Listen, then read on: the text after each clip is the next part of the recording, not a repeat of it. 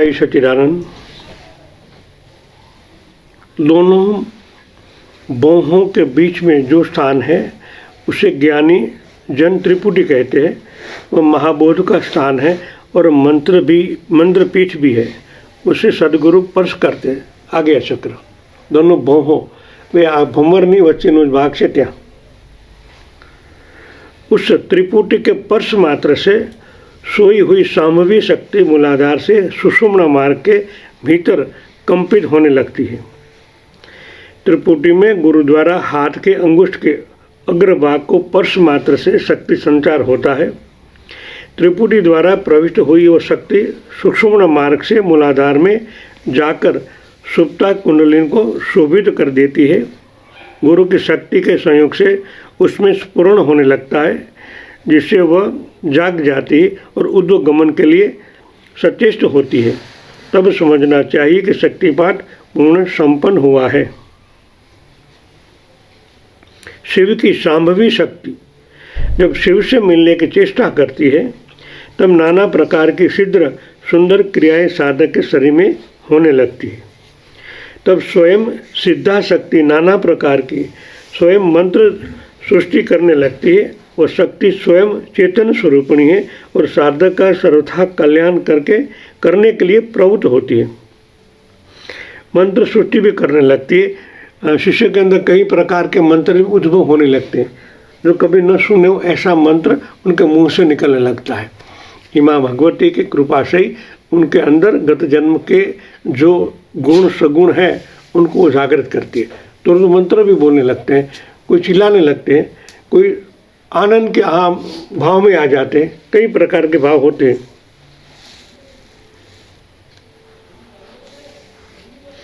गुरु के स्पर्श मात्र से ही सुप्ता कुंडलिनी जागृत हो जाती है। इसलिए सदगुरु को चाहिए कि वह स्पर्श द्वारा दीक्षा दे। साधक शिष्य को मंत्र बोलकर जो सुनाया जाता है भाषण द्वारा शक्तिपात है। इसलिए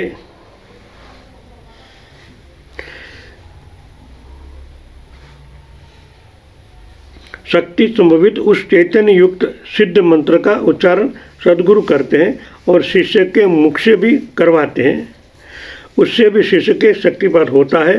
मंत्र प्रभाव से भी भगवती महामाया कुंडलिनी शक्ति जागृत हो जाती है। योगज्ञ गुरु लोग मंत्र द्वारा भी दीक्षा का विधान करते हैं। शक्तिपात से क्या लाभ है, क्या है प्रयोजन? इस शंका पर उत्तर वह है कि शक्तिपात का भी कुछ प्रयोजन अवश्य है। बिना किसी प्रयोजन के लिए शक्तिपात मार्ग में कोई कार्य नहीं होता। शक्तिपात का प्रयोजन या लाभ प्रथम आसनों का अभ्यास, प्राणायाम का अभ्यास, नाड़ी जाल में मल संचय को संयोजित करना और चक्रों को विभेदन करना आदि प्रथम लक्ष्य है। भगवान शिव से विमुक्त हुई दिव्य स्वरूपिणी शांभवी शक्ति का पुनः शिव के साथ संयोग कराकर परब्रह्म में लीन हो जाता है और श्रेष्ठ शक्तिपात होता है। भगवान शिव कैलाश में निवास करते हैं और मूलाधार में भगवती भवानी शक्ति निवास करती है। उसी शक्ति की गति शिव तक करवाकर उन दोनों का परस्पर संयोग होता है।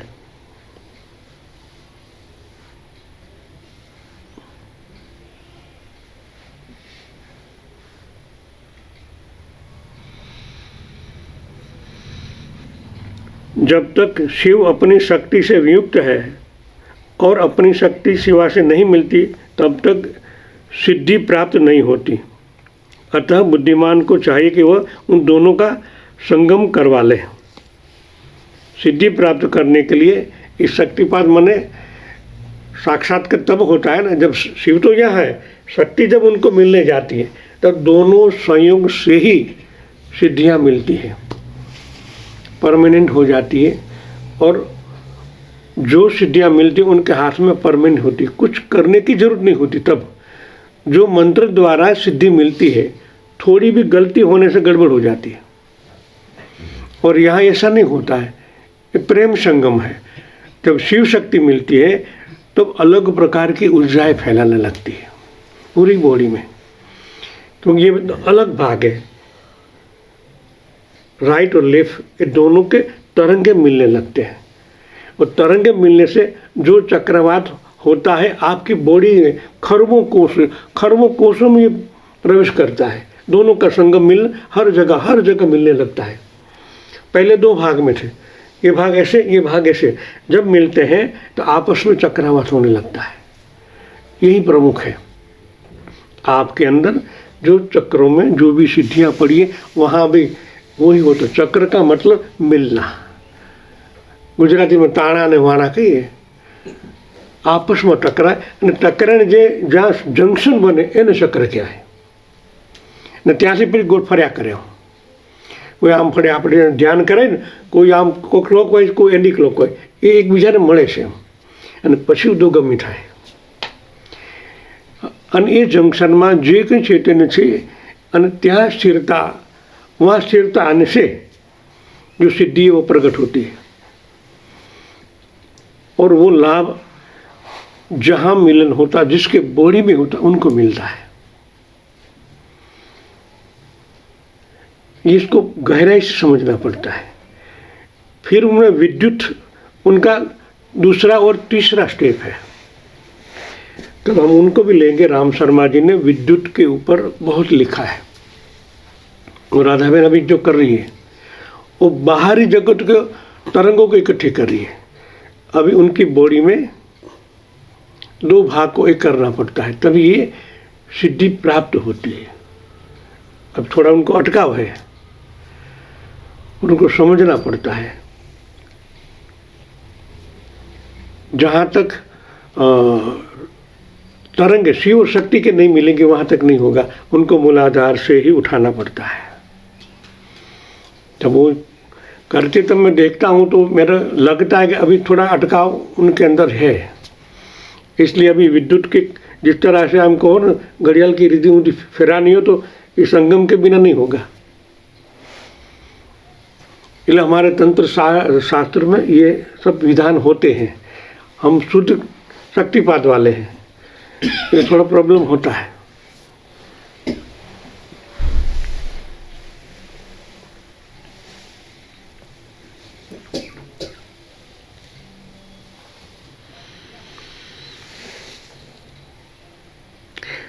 दृष्टा की सृष्टि में निष्प्रयोजन कोई भी वस्तु नहीं दिखती। वह प्रयोजन कभी साक्षात दृष्टा होता है और कहीं पर उनका छिपा रहता है।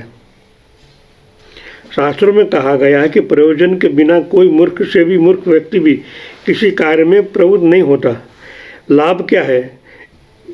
इहलोकादि और परलोकादि सिद्धि है। ब्रह्म का ज्ञान करना, उसके दर्शन करने, उसी में लीन हो जाना, ये प्रयोजन है। शक्तिपात का प्रयोजन क्या होता है? इहलोक, आलोक ने परलोक, इहलोक और परलोक सिद्ध होता है। फिर ब्रह्म का ज्ञान होता है, उसके दर्शन करने, उसी में लीन हो जाना पड़ता है। देह भी सिद्ध होना और अन्याय सिद्धि होना, महायोग की सिद्धि होना सबसे बड़ा लाभ है। देह की सिद्धि होना, देह भी इतना इम्पोर्टेंट है। ज्ञान मार्ग कह रही है देह का कोई मतलब नहीं, मगर संगम स्थान तो देह ही है। देह के बिना आप क्या करोगे, क्या ठहरोगे? हमारा कोई घर ही नहीं रहेगा, हम कहाँ रहेंगे? कोई भी प्राप्ति करना हो, ये देह तो मुख्य है, ये बेस है। सब देह में तो संगम होते हैं, तो उनको शुद्ध रखना पड़ता है। शुद्ध करने के बाद ही उनके अंदर जो भी प्रयोग करने होते हैं तब होते हैं। यही कहा जाता है, इहलोक परलोक, ब्रह्म का ज्ञान, उसके दर्शन, लीन हो जाना और देह की सिद्धि होना और अनन्य सिद्धि होना, ये महायोग सिद्धि का होना बड़ा लाभ है। इस शक्तिपात मार्ग में दीक्षित कोई भी व्यक्ति जब महायोग की सिद्धि प्राप्त करने की क्षमता प्राप्त कर लेता है, राजयोग, हठयोग, लयोग, मंत्र योग आदि योग की विभिन्न पद्धतियाँ इसी महायोग में स्वयं सिद्ध हो जाती है। बाद में सब जो मार्ग में जाना चाहो, राजयोग है, हठयोग है, लय योग है, मंत्र योग है, आदि योग की विभिन्न पद्धतियाँ इसी महायोग में स्वयं सिद्ध होती है। करना ज़्यादा पड़ता नहीं है।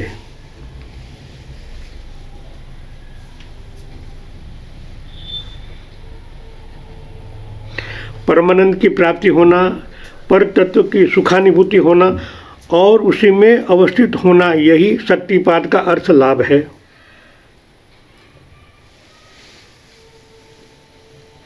शक्तिपात के मार्ग में ये फल प्राप्ति है।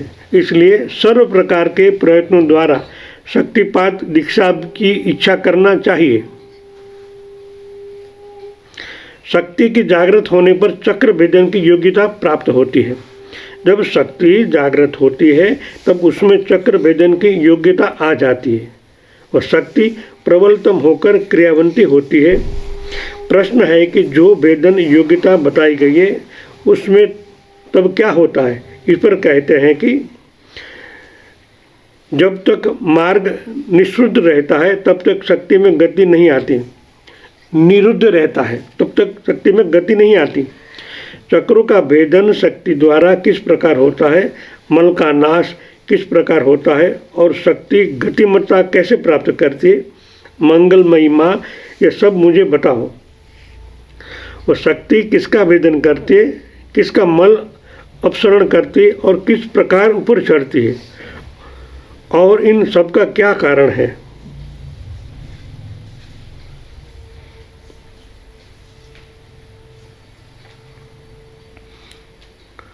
तो सुनो, जब वह शक्ति जागृत होकर ऊर्ध्वगमन के लिए चेष्टा करती है, शिव की वह शिवा शक्ति शिव ने मिलने के लिए ऊर्ध्वगामिनी होती है, तब अपने मार्ग का परिष्कार करती है।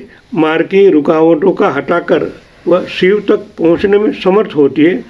इसलिए वह स्वयं ही मार्ग साफ करने के प्राणायाम करने में प्रवृत्त होती है, प्राणायाम की क्रियाएं करवाती है।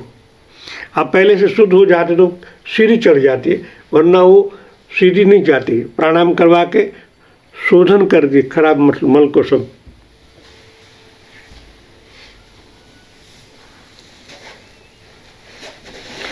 पहले कहा गया कि वह शक्ति स्वयं प्राणायाम करवाकर पहले मल शोधन के लिए प्रवृत्त होती है, तब प्राणायाम से साथ शारीरिक, मानसिक और प्राण संबंधी अनेक क्रियाएं होती हैं।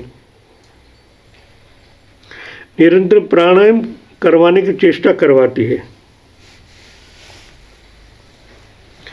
जिस प्रकार लोहार मैले लोहे का आग में डालकर धोंकता दिखता है और लोहे का मल साफ करवा देता, उसी भ्रांति जागृत कुंडलिनी शक्ति मंत्रादि अनेकों प्राणायामों द्वारा नाड़ियाँ का मल शोध नाश करती है, मल विध्वंस करती है।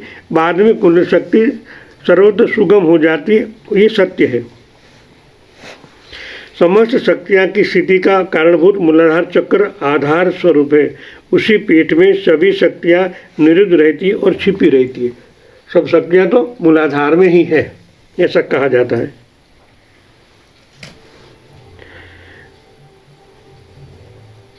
कभी द्रुत गति से चलती है, कभी धीरे गति से चलती है और कभी महानाद करती हुई शक्ति अपने मार्ग में चलती है।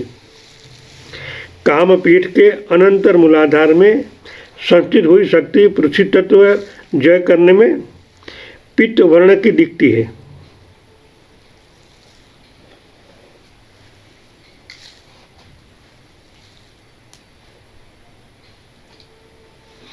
जब वह शक्ति देवी अपने अग्नि वर्ण को छोड़कर पित्त वर्ण में बदलती है, तब वह पृथ्वी तत्व का जय करते हुए अत्यंत तीव्र गति से मूलाधार सहित कंपित होती है। काम पीठ रूप पर अपने मूलाधार के पीठ में ही पृथ्वी तत्व के जय के लिए उद्वन होती है, तब उनका वर्ण भी कुल काल के लिए समय तक नहीं पित्त वर्ण का भी हो जाता है और पुनः पित्त वर्ण के अपने वर्ण में मिला देती है। इस लक्षण से समझना चाहिए कि तत्व जय करा रही है, फिर वह अपने दोनों कुंडलों में कंपित होती है। इडा और पिंगला ये दो शक्ति के कुंडल कहे गए हैं। उन दोनों का विद्वन करके वह देवी सुषुम्ना के साथ मिल जाती है।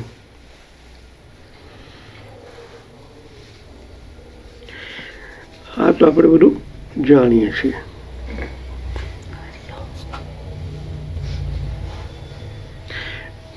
जो ये शक्ति स्वरूप हम ये जानते हैं सब कि ये क्या होता है, कैसे होता है। हमने प्रैक्टिकल भी खुद अपनी बॉडी में अनुभव भी किया है।